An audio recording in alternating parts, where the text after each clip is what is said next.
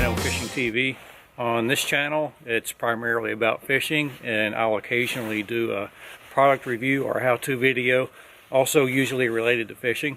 So if you enjoy those kinds of videos, please feel free to subscribe and leave a comment down below on any other content you might like to see. So today is going to be a product review, and I'm going to walk you through my kayak and my kayak setup and offer some of my opinions on its performance and some of its features.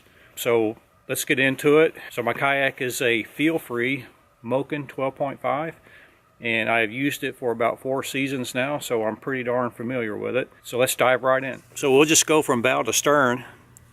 How do you like those nautical terms? I'm a Navy guy after all. But starting at the bow, which is the pointy end for you non-nautical people.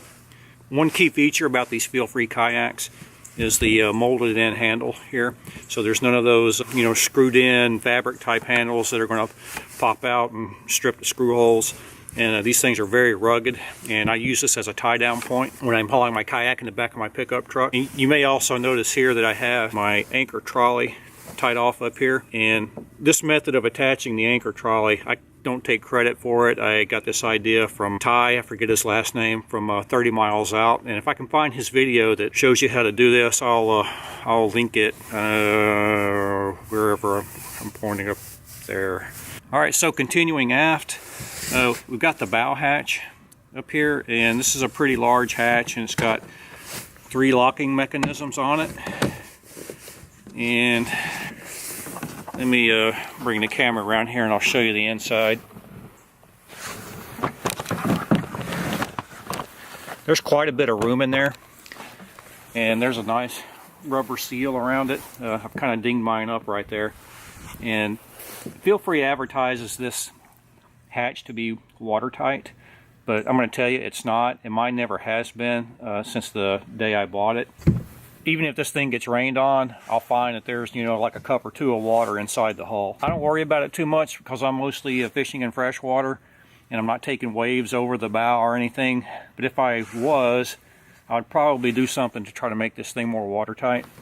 I have seen online that some people have expressed a similar problem with their FeelFree kayaks, and what they've ended up doing is taking out all these screws around the perimeter and taking this whole assembly out, and then putting a bead of silicone around it, and then and screwing it back in, and that seems to take care of it.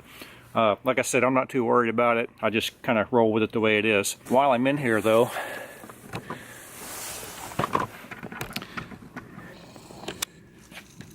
I don't know if the lighting's good or not, but that thing is pretty deep, and I can actually feed up to like 5 fishing rods in there for storage and transportation, and they just run all the way back into the hull, which is kind of nice. And there's also lots of room for storage of anything else you might want to put in there if you were doing like an overnight camping trip or something like that. Alright, continuing on, I want to show you FeelFree's rail system here. It's a nice rail system, but the one problem with it is that it's unique to FeelFree, and so all the other rail systems that are pretty standard on all the other brands of kayaks, those little fittings and screws and plates do not work with this system. You have to have an adapter. They're pretty easy to find. You can get them from ACK, and I just got a bag full of them in there, but it's kind of frustrating sometimes that it's not more universal like the other kayak brands and systems. Continuing on, this is one of my rod holders, and I don't use it that much. I put it up here mainly just as a convenient place to put my rod when I'm trying to deal with a fish and get it off the hook or whatever, so it's not in my way. And it's a kind of a standard Scotty rod holder, but what I wanted to show you was how I have it onto the rail system.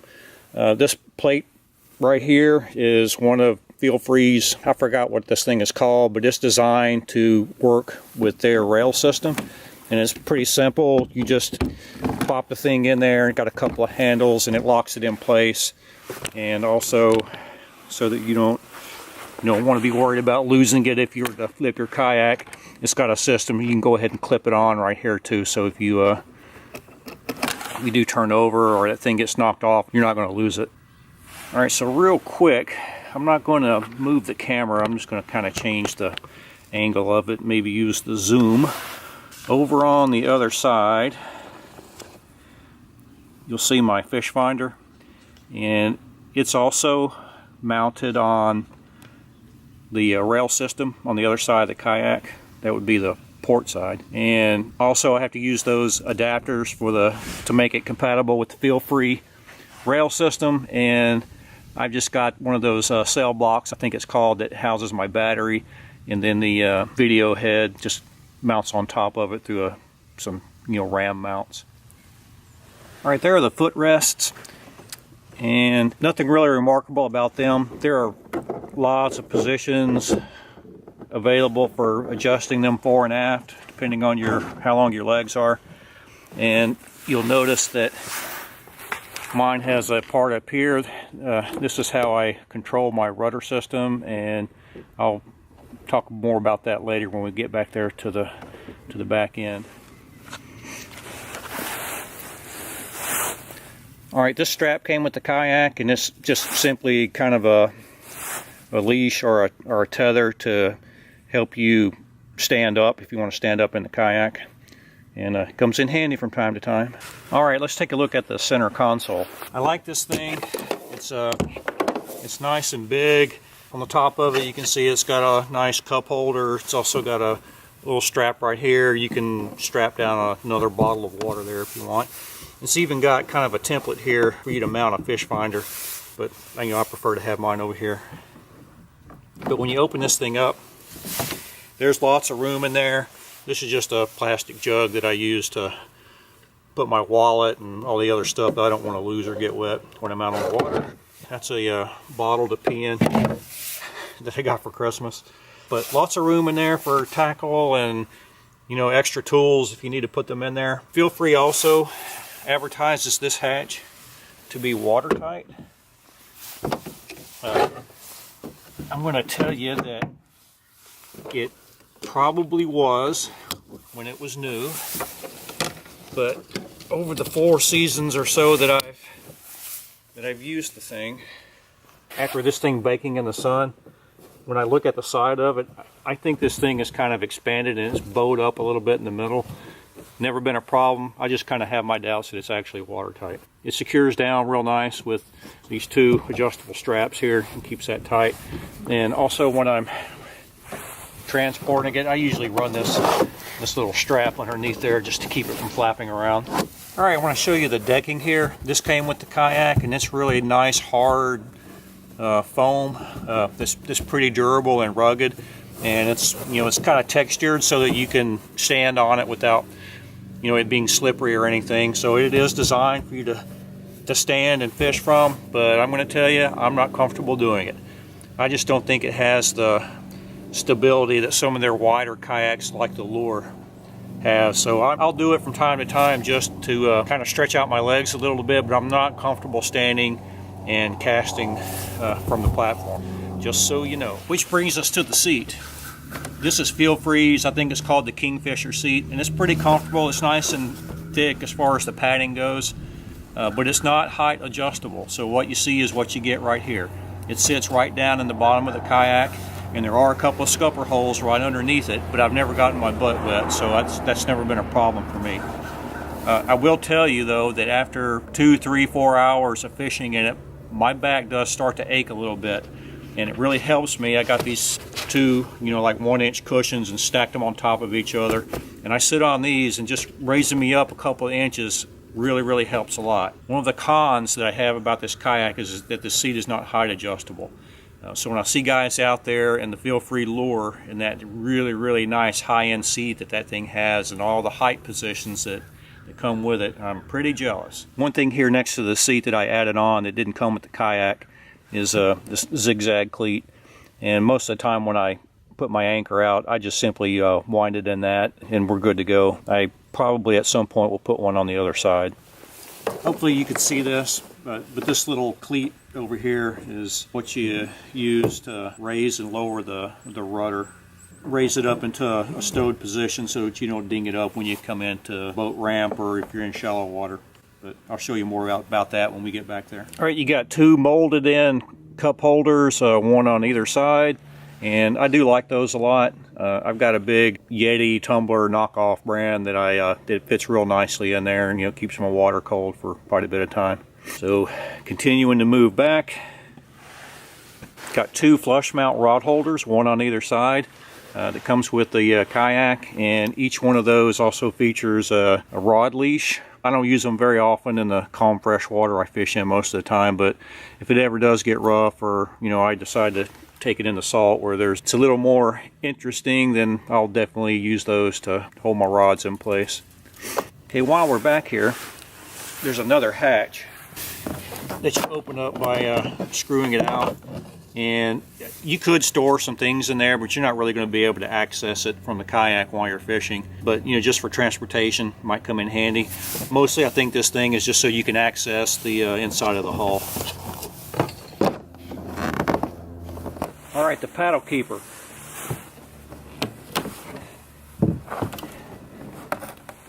You can see there's a molded in ledge right here that the paddle just kind of sits right on pretty nicely. And then you've got a little bungee strap back here that fits up over that little knob right there and holds it in place. The only thing I don't like about that paddle keeper is that it's probably about 8 or 10 inches behind the seat, and it's kind of awkward to have to like reach back to sit your paddle back there. I've gotten used to it over the 3 or 4 years that I've had the kayak, but it was kind of awkward when I first started using it. Alright, that brings us to the gear well, and or whatever you call this part back here, the fantail. It's like a lot of fishing kayaks, designed to accommodate a standard milk crate, and I'm sure you could probably also get a black pack in here if you wanted to put something in here that large. One thing that I really like about this kayak, that on both sides it comes with these straps right here so that you can secure that thing down inside, so if you turn over, it's going to stay there with you. I have a video on my kayak crate that I'll link right here, so I won't get into it, but the rest of the stuff I secure in there with this. It's a motorcycle cargo net. You see I've got 3 rod holders up here, and I use one of the rod holders to put my GoPro in on this Yak Attack. I forgot the name of the product, but it's made for GoPros, and this is my primary camera angle that's over my left shoulder if you watch my fishing videos. Okay, moving on, behind the kayak crate, you actually still have plenty of room to put something else, and I have a small, I forget what size it is, but it's an Engel cooler that it fits back here no problem. In fact, it's almost like it was made for it. And you've got lots of bungees back here with these adjustable little slider things in the FeelFree rail system to move it around and lash things down. So really, really nice feature. And then finally we come to the back end, and there's a handle right here that's more of a traditional type handle that's got the the canvas screwed into the hull. And I rarely use this at least to pick the kayak up. I do use it to secure my little red safety flag for when I'm hauling the kayak in my pickup truck. But otherwise, here's the drain plug for it, and I like that it's up here on top of the kayak and not down here at the bottom where I see a lot of them. So even if I should forget and leave the drain plug out, it's still not going to fill up with water. So here's the Smart Track rudder system that FeelFree offers. And I ordered this boat from Austin Canoe and Kayak Company, and I had them go ahead and install the rudder system for me. And so it came with the wires and cables and stuff already run and clipped off and everything, and I've never had a problem with it. I love having this rudder system, if you're wondering if it makes a difference. It's really, really nice to keep the kayak tracking, and if you ever trying to fish and parallel a shoreline and there's just the slightest bit of wind, this will help keep you straight and tracking the way you want to target the shore when you're casting up there on the bank. And the way you see the rudder right now, it's in the up and stowed position, and if I walk up real quick, you'll see how it kind of drops down when I go and manipulate the rudder control lanyard up front. So stand by.